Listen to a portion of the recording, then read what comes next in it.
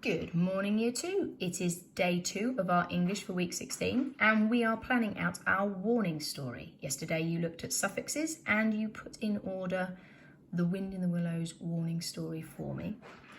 That warning story I have taken and put down this column here. So we've used these planning documents before, but I'll just talk you through it. So the Wind in the Willows story is here and it's got this just exactly as we talked about yesterday and put in order. We've got meeting Mole, and he leaves cleaning to find spring. Then he moves on to see the river for the first time and meets Ratty. And this is really important. This is where Ratty warns him not to go into the wildwood. And as this is a warning story, this is where the warning happens. Now, as in all good warning stories, Mole ignored the warning and he does go into the wildwood to find Badger. Ratty finds Mole and saves him. And then finally, Mole and Ratty are safe. So that's how we end the story. Now, next to that, I've put our planning notes. This is to help you think about what you've got to do.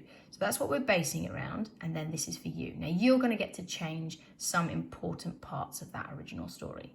So in your story, I would like you to come up with a character. You don't need to have Mole anymore. You could still have Mole, but you don't need to. And I want you to choose why they leave where they are. So I have been thinking, I'm going to plan my story out here to show you how to do it, and then you can go off and do your own.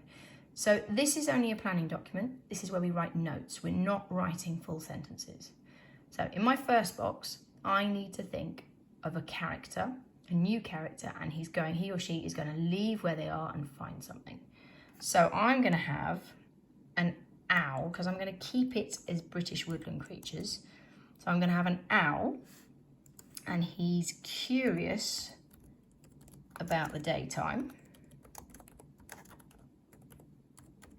So that's what mine's going to leave. He's going to leave his nest. I could put nest in there, or his tree branch.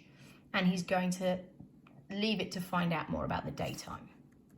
Now, in my second part, this is where Mole finds the river for the first time. I think that would be still quite cool for the owl to do because he's never seen it in the daytime, and it will give me a chance to use my noun phrases.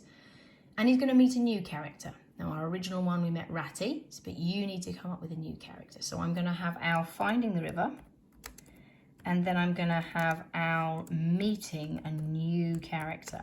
And my new character is going to be one that can go into my scary place. So I'm going to have him meeting a cat. Now, I want the cat and the owl to be friends, and owls don't go around eating cats. They're a little bit too big, so it's not too scary. Now, we need to have a warning about something. I think the cat is going to warn the owl about the city. Because in my drawing last week, I drew my scary place as the city. So that's going to be my scary place. You could keep it as the wildwood. You could use the scary place you drew last week. You could come up with a new one. I don't mind. If you use the one from last week, it might help you because you've already thought of some good words. Okay, now, next section. It says here, character 1. That's my owl. He's ignoring the warning. So owl ignores warning. Owl, oops, put the O in the wrong place. Owl ignores warning. I wonder why he might ignore the warning. Because he's super curious? Or likes to see the flashy lights? Don't know. Ignores warning. And he goes into the city. And 2 things, it says here, and gets scared by 2 things. So I need to come up with 2 things that might scare the owl. Now I know in the city, things that might scare them will be cars. So I'm going to have a car issue, a bit like our hodgehog did actually.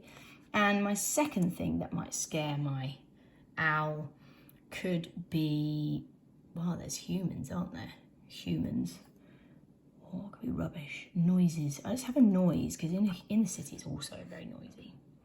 Okay, then we're going to have our character 2 is going to find character 1. So character 2 is our cat. Now, cat is probably much more used to cities. He lives in a house, knows what people are like. So cat is going to find owl. Now, Mrs. Hodgson's made a mistake there. Oh, no, it's corrected it for me. Cat is its name, so I'm going to give it a capital K.